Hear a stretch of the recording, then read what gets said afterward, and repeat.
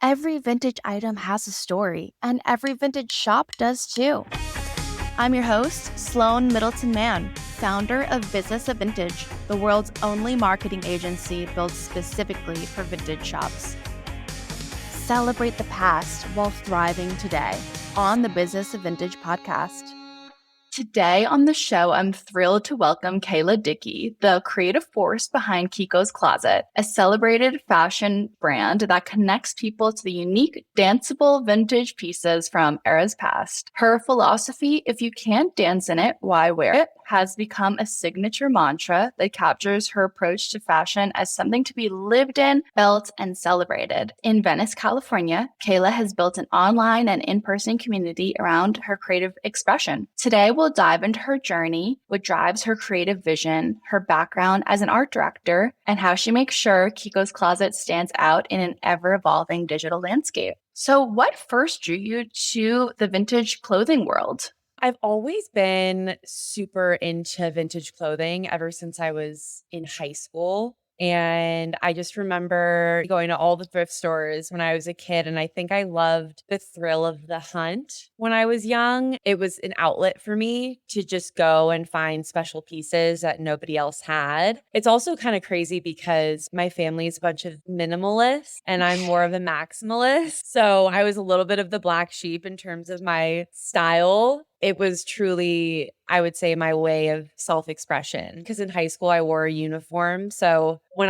on the weekends or whenever I free dress, that was definitely my way of standing out. I love that. And you truly do stand out. I think when I think of Kiko's Kloset, I think of bright patterns. I think of happiness and joy, and of course, danceability. Can you speak a little bit about how you imbue your brand with these elements on a daily basis? When I launched my brand, a big part of what I wanted to embody was being loud, being seen, being bold, and fully expressing yourself in the vintage clothing. I feel like I wasn't totally resonating with all the trends. And I've always been obsessed with loud prints, loud patterns. And I think that's why I'm so drawn to vintage clothing is because you're not just blending in, you are different. And you do stand out and you do inspire others by the piece that you're wearing. And that was something that really resonated with me in terms of wearing vintage clothing. So when I launched Kiko's Kloset with the dancing aspect, that was something that I felt like could resonate globally. You know, we may not all speak the same language. We may not all wear the same clothes, but one thing we can all relate to and all resonate with is a feeling of dancing. Yeah. Even if you're not a good dancer, that feeling of joy, that feeling of when you put on an amazing outfit and you dance or you want to dance or you want to fully express yourself. And that was something that I really wanted to embody through the brand and that it has definitely stayed true through the past 6 years. And I still try to always go back to the roots, like, okay, feelings of joy, feeling of happiness, feeling of self-expression. I love that angle that you're taking on dancing because I think it's a common kind of like meme or saying where people who run their own businesses or involved in entrepreneurship, need to be showing up online today. And the common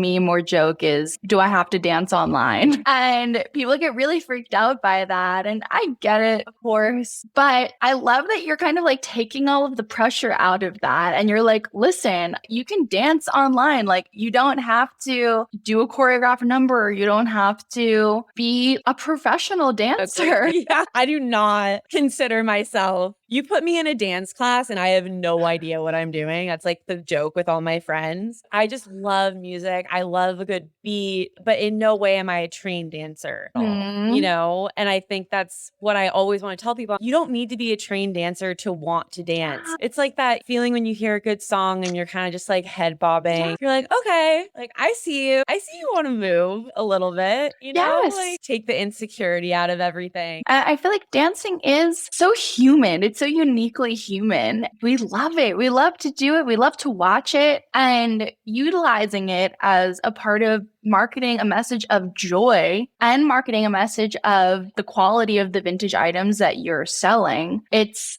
really so genius, and it feels really freeing to be on your page and inspiring. Thank you. Something that was so interesting was 6 years ago, this was like, I guess, yeah, this was around COVID. But I did notice that when TikTok was just launching and Reels were just kind of becoming a thing. And I did notice, because I used to work in advertising and I got laid off my job and I had all these vintage clothes. So at that point, it was more of just, I didn't know what it was going to become. I knew I loved vintage clothing. It was more of the hustle. Like, okay, I'm just going to start selling clothing. And the idea of modeling everything was really daunting to me and felt really boring. And I noticed that at the time it was more like TikTok dances that I couldn't really relate Choreograph. to, and a lot of like trending songs that I didn't think were very good. Fair. I'm like, what is all this trending music? I want to listen to oldies. I want to listen to classics, songs that evoke an emotion, a feeling, which is similar to how we feel when we wear a vintage piece. So the whole ambiance of everything, I was like, people need to have good music. You know, there's not really any embodied free expression dancing, at least in my algorithm that I had seen at that time. And so I just started dancing in the clothes to market it. It was just crazy how much it took off, how relatable it was. I think it was just really authentic to people because, you know, I like scrunch my face. I'm fully just embodying how I'm feeling. And it's not at all about how the dancing looks. It's really about how the clothing moves. And in the moment, it was really healing for me because I could get out my head and into my body and make it about the clothes and not really about me, which is so ironic to people. They really get that. But really, I feel it's more the clothes than me. In those moments when I'm dancing, I almost feel like I'm in some kind of character, alternate personality. I've heard a lot of advice from content creators about jumping into a persona, a personality, a character when you're making content online. And sometimes that actually relieves a lot of the pressure of, you know, being in your own head because you're just being a character. And at the same time, I think like movement and dance is something that's like recommended by psychologists to get out of whatever's going on in your brain and to utilize that as a way to get through your marketing to-do list almost is really interesting. It has like mental health benefits. It's getting yourself out there. It's taking away so much pressure. It's really inspiring, like I said. Thank you. Thank you so much. Yeah. I feel like also your brand is so warm and bright. I live in the Catskills in upstate New York, and it is a winter wonderland out here, living in a beautiful snow globe, and I love it. But when I look at your page, it is really dreamy. But I feel California, I feel warmth in summertime, and I love how rooted in that imagery you are. Because I think I talk to a lot of vintage sellers about standing in your niche. And, you know, if you're talking to everyone, you're not resonating with anyone. And if you were trying to, you know, speak to people who were experiencing winter wonderland while you're living in Venice Beach, California, you know. I know. I'm like, I can't. I'm trying to sell coats here, but it's like 80 degrees certain days. Today's actually very cozy. I lived in Chicago for 3 years. So, and I know you lived in Chicago. Like listen to your podcast. Thank you. I do appreciate seasons. I think more so because I'm from California. So I love, you know, sweater weather. Thank you for saying that it was cozy in California today instead of cold. Cold.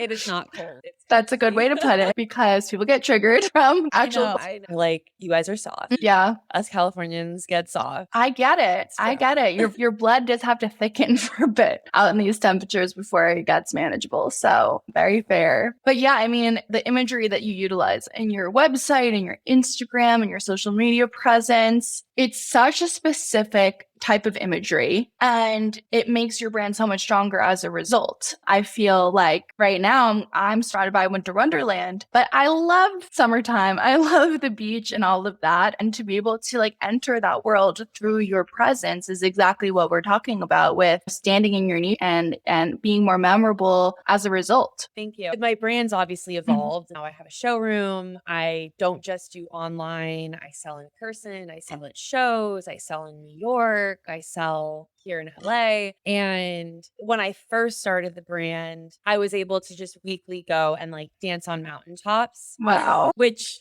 was incredible. And 6 years in, running so many different assets of the business, it's always evolving, and your brand is going to evolve constantly. And that's something now as a business owner, I'm really realizing just the biggest thing is to evolve with the brand and not cling so tightly. Yes, the dancing has always been how this brand started, but I'm 31. I can't be dancing on mountaintops weekly. I get tired if I do a show. If I'm traveling across the country, I can't always be dancing also, and I had a big insecurity with evolving the brand if I wasn't dancing and everything constantly. But energetically, you wear so many hats, and it's been really nice having my audience evolve with me.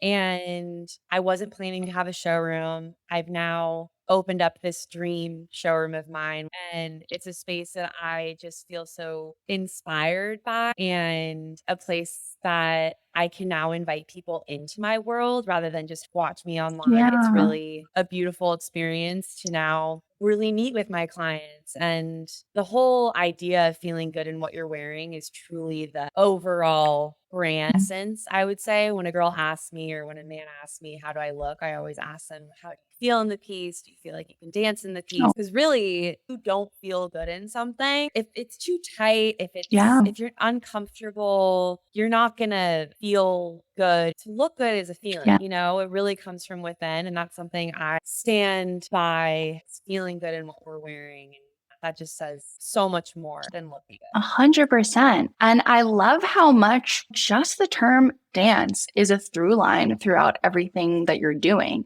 Even when it's not your full focus anymore, like you were saying, like you're transitioning away from dancing on mountains.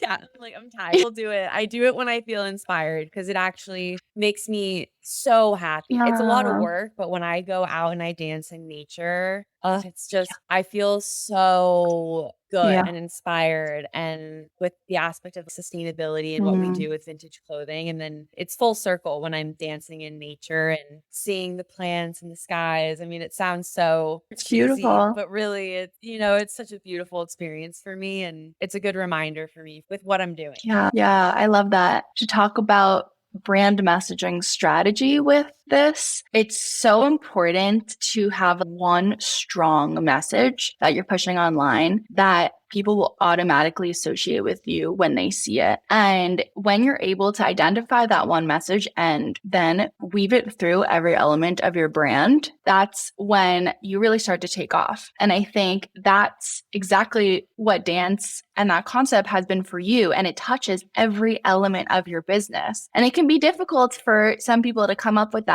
Sometimes it takes time, sometimes it's immediate to come up with that one message that you're trying to convey and leave your audience imprinted with. But you're a testament of how much it can propel your business when you do. And now Kiko's Closet has such a strong online following. You've been able to transition that online following into an in-person dream walk-in closet type of space. And, that all happens when you really imprint something memorable on an audience. So strategically, I just wanted to call that out as something that people should be looking as their North Star as they're building out their brand messaging. Thank you. Yeah. How long has the in-person studio been open, and has that experience been from transitioning to online to having a hybrid model? I've had it since August, and it was very serendipitous moment. Our friend actually used to have a dry cleaners in here, and I loved his space. He had a very different way of a dry cleaners. It was a more luxury, just a nicer experience when you come in. And he was also right next door to my boyfriend's motorcycle shop on Lincoln. So I spent a lot of time here over the past 6 years. And my friend, he left this space, and the landlord offered me to take over this space. And it was a really serendipitous moment because I felt a lot of connection. And I'm also from Venice. I grew up here. And it felt really special to be given an opportunity to bring back to my community that I spent so much time with growing up. And I know Venice has changed a lot. And for people who haven't spent a lot of time here, I mean, Abbot Kinney used to just be all mom and pop. You would walk into the shops, you would meet the owners. Maybe they weren't open every day. You know, they all had their own operating hours. And Venice, naturally, all cities, towns are going to get gentrified and changed. And when I got this spot, it was just kind of crazy. Like, I've always wanted to paint a mural, and I was given this large white building, and I felt like it was my civil duty to bring color back to Venice because everything's white and beige. And so I spent 9 days painting the entire mural on the outside because I love to paint. Oh my gosh. And that was really fun. I've pretty much just done everything that brings me joy and have just made that into my business. So it's been really fun. I think that's a big way that people saw my space. You know, for 9 days, I was just painting on Lincoln, and people were saying hi and asking me what I was doing. And it was a good way to meet the community and explain to them, I'm opening up my vintage shop. Come by whenever it's open. I don't have a launch date yet. Still building. And then my boyfriend and I, we built out the whole inside. It's been really nice meeting everybody and having people come in. And a lot of people are making appointments. A lot of people will walk by if the gates open. This is a fully functioning office as well for me. So I work here every day and, you know, I ship packages out. So it's not necessarily just a standing showroom. It's a fully functioning space. And I find that really inspiring that I can make it a showroom, make it an office space. It's really just a space that I want to come and work in every day. And I'm now just inviting people into my world, experiencing the coziness of my brand. I love that. Is it appointment only or? It's appointment only. And then last weekend, I just announced online that I was going to be open Thursday through Sunday. And I'm literally right on Lincoln. So if the gates open, people are coming in, you know? So I also like that I'm not totally hour operating. It's, you know, people either call me or they DM me. I still have my own autonomy and it feels very personal when people want to come in, but I don't have operating hours. It's mainly just appointment. I feel like I'm seeing a growing trend towards this business model as social media becomes a bigger and bigger tool in the stack for vintage shop owners because you can proof of concept build online and then have the reassurance that people will come in when you're interested in them coming in because of the social media following that you grow. So you don't have to be reliant on being in the store at all times like a typical in-person business would run. When you do have the asset of a strong social media following and a dedicated community there, then you can build more flexibility into an in-person model. Yeah, and I feel really grateful to be so public facing on LinkedIn. It's something I'm really getting used to because I was actually working out of my garage for 6 years. 2-car parking garage, felt very safe, felt very private, could shoot and do everything I wanted without having a full bustling highway necessarily right in front of my shop. So I think it's been that transition. Like, yes, I dance online for all public to see, but it's really done in private. It's such a gift to be so public facing on such a busy street. And I've met a lot of really special people in the past 6 months by them just seeing my painted mural, seeing the sign. You know, my boyfriend always has his vintage motorcycles outside and it's just a vibe, you know, it's kind of this little pocket of what Venice used to be. It's just knickknacks and old collectibles and people are really curious about what this space is. And we also, you know, don't necessarily want the gates open all the time because we're only human and need privacy. And when we're working or sewing or mending and getting in my own zone, as you know, it's like you're creative. So it can be really messy, but then I can invite them in, having the luxury to invite people in when it feels clean, when it feels organized, when everything's color coded and steamed. It sounds to me also like there's potentially a lot of productivity benefits coming out of this as well. When I think about the classic vintage shop owner who's got an in-person space, often they don't have social media. And that's because it can be extremely overwhelming to balance both of these things at the same time. When you have to constantly be in person and you never know when someone's going to walk through the door, how are you going to find a moment to, take that video or design that post? So having more ownership over your own time in a space probably allows you to move a lot further in the other channels that you sell and market on. Yeah, absolutely. I mean, I never really wanted a brick and mortar. Like I did everything to avoid. And it's funny how the universe has had me move. I started solely virtually, but then I started selling at markets because I wanted to meet the community. And then as I got deeper in the community, you find out about different shows and you go to New York to reach different clients. And at the end of the day, it's just such a good reminder that we are human, and touching the clothes, meeting the founders, meeting the people who are behind the scenes of everything is so important. Your background is in art direction. I'd love to know more about how that experience has informed your brand building of Kiko's Closet today. So having a background in art direction was very helpful when launching my brand. I got laid off my job during COVID, so I knew in that time that reels were being pushed and also TikTok was just becoming a thing. And it was fascinating because the idea of just taking photos and posting it felt very daunting to me. And just from me being in art direction, I learned that a good idea is an idea that can be said in one sentence. It's an idea that's shareable. It's an idea that people will write about. And so that's how the concept came to be. If you can't dance in it, why wear it? One, it was way more enjoyable for me to be my creative, expressive self while filming and promoting my clothing. It felt more lively and joyful as opposed to just posting photos, which is also helpful. But it was really interesting having my background in art direction because I was able to utilize what I had learned through marketing and even just in terms of building my brand, the branding, all the way down into the tags that I've done in my logo. Every detail mattered so much to me. And I think when we put so much love and passion behind something and it can cohesively all feel like one entity, that's when you know it's a really successful launch. Basically, the biggest thing for me with launching this brand is that I wanted it to be more than just a vintage shop. I wanted it to be a brand that people could come to, that people could relate to, that people could understand what the essence of it was as a whole. And I think having an art direction background was really helpful because I was able to understand what a good idea was. And I learned something very valuable in my past career.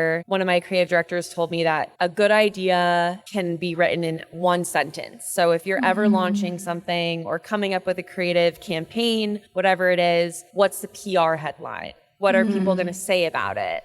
Are you the dream walk-in closet on LinkedIn, or are you the dancing girl on Instagram? There's so many things that it could be. But I think what really got me on the map was my tagline, if you can't dance in it, why wear it? I think it really resonated. A good name, Kiko's Closet with a K, rolled off the tongue. It was something easy that anyone could say. Yeah, I would say everything that I learned as an art director, I was able to use as in my toolkit for launching this business. And there was so much that I had to learn, but in order to be a good creative, you have to think strategically. So there's a lot of strategy behind the idea. I love all of that. And I think it really speaks to the work that Business of Vintage talks about, which is, being strategic in your messaging is the foundation for your entire brand. And when we think back to what we're talking about before with dancing being such a strong through line to communicate so much of what Kiko's Closet is and what it says, that messaging foundation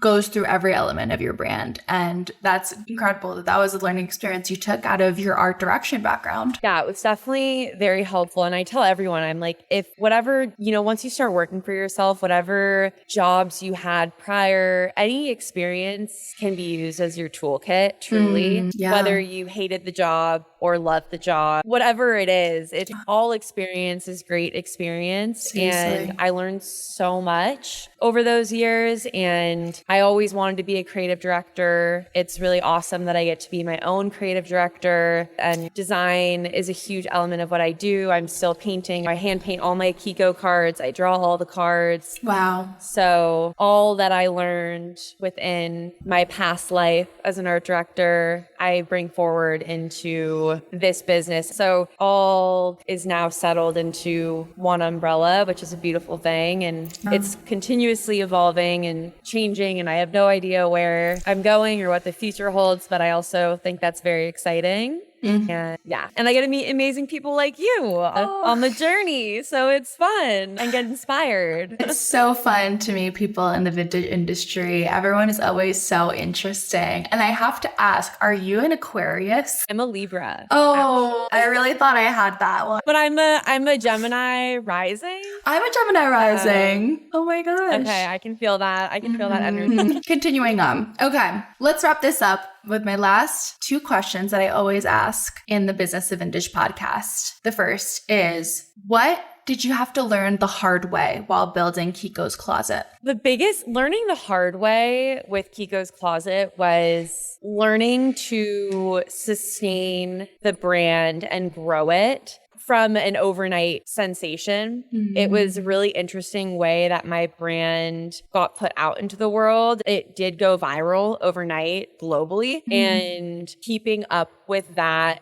growth, continuously growing it, continuously evolving the brand, having new outlets. So whether that meant doing in-person shows, immersing myself in the vintage community, meeting people, to now opening up my own showroom, to selling in New York. I think what you put into the brand and what you put to your overall business energetically, it has to continue. You can't just go viral and then sit back and hope that that solves all the issues, because truly at the end of the day, driving sales and meeting new clients is what keeps the brand afloat. I tell people this all the time. Your Instagram following doesn't really matter. Yes, it matters in terms of reach. If someone who has 5 million followers, it's not necessarily true that they have 5 million people buying from them. So having that really nice, close client relationship, buying vintage is so personal, probably more so than any other brand. I mean, I really feel like I'm friends with my clients, people who I haven't even met and who have been buying from me for years. We have such a personal relationship, to the things that they want to wear, to talking about their life. So there's so much energy that goes into that with maintaining that client relationship. And I think that's really important. And so I would say that was definitely a challenge, is keeping up with that intense overnight growth. And having it sustain over the past 6 years. A big challenge, but a fun one. Yeah, I mean, I feel like everyone has a goal of virality, but people don't think about what happens after that. After you hit a virality moment, is it the type of virality that you're able to capture actual clients out of, that you have the systems in place to be bringing them into the rest of your online world, to have your website updated with things that they can shop, with capturing their emails and trickling them in through your email newsletter to be future customers. You can have this one huge moment of reach with social media, but it doesn't just stop there. You don't have a business after that. You have to do a lot of work to maintain it and to keep that visibility and to keep the customers interested. It's all a system of processes that you have to start building out. So that's great advice. And it's constantly changing. I mean, I'm sure with what you do, it's everyone's always talking about the algorithm, and it is fascinating to me, because sometimes, sales are more online and then they shift and all of a sudden it's better sales in person. And so being able to be fluid and not super tight around that change and have a a loving relationship with the change. And I feel like energetically it just feels better, one, for yourself. Yeah. To not be so like I hate this. Yes. Just letting go and surrendering, knowing that you're exactly where you need to be. Mm-hmm. The universe surprises you in plentiful of ways. So that's my advice. Thank you. Well, my last question actually is, if you were talking to someone who is just starting out in the vintage industry today, what advice would you give them? This is such a good question. I would say my biggest piece of advice is to not be afraid to put yourself out there. I know that is the biggest roadblock to a lot of people, and know that your eye is different than everybody else's eye, and that there's truly no competition, because what you have is so special, and what you have to offer to the world is one of one, just like a vintage piece. I think the biggest thing that holds people back, I've gotten coffee with different people over the years who are trying to launch their own business, is this compare and despair mentality. Like, I won't have as good of things as them. And I think honestly, like, putting your blinders on and trusting in your vision is an energy that people really want to ride on that wave. And just, putting yourself out there, launching the business, posting that first piece, it goes such a long way. And I feel like I inspired a lot of people just by dancing goofy online and not really giving a shit. And I've had so many people tell me that I've inspired them to launch their business and put themselves out there. And it's not always pretty and glamorous. It can be really ugly and hard, and a schlep is a lot of what this job is, and just sticking through it. And you really just need your first client to be a business. So I think that's a win. If you make one sale, then you're on the right path to success. So I you love just that. got to start. Thank you, Kayla. That is amazing advice. One foot in front of the other. And truly so much magic happens when you just put yourself out there and say to the universe that you are open for business, and things start happening. It's really exciting. And also, it's such a collaborative effort too. I truly root for all vintage dealers to be successful, because their success brings in our success. It's such a movement that we're trying to push. So anyone who's trying to sell vintage, I applaud them, because it's hard work, but we are changing the world in terms of sustainability and style. So for anyone who wants to do that, for anyone listening to this, I hope you start that vintage business, because it's such a blessing to everybody on the planet. I love that. Thank you, Kayla. I love this positive, supportive energy. This is what the vintage world is all about. And that's what this podcast is really all about. So I really appreciate you bringing that. Thank you so much for having me. I am so inspired by what you're doing. And it's so nice that you're helping people, because obviously I have a background in marketing and art direction and all that. But I think the biggest roadblock is people have a really hard time launching a brand. And so it's really awesome that you have started this. I think it's such a cool opportunity for people to have someone like you. I appreciate that. Yeah, I just see a real need for small business owners in the vintage industry to get more resources and insights coming their way that are specialized towards them. So that's what I'm aiming to do. And thank you for confirming that it's resonating. Yeah, it's awesome. Thank you, Kayla. Can you share with any listeners where they can find you in person or online?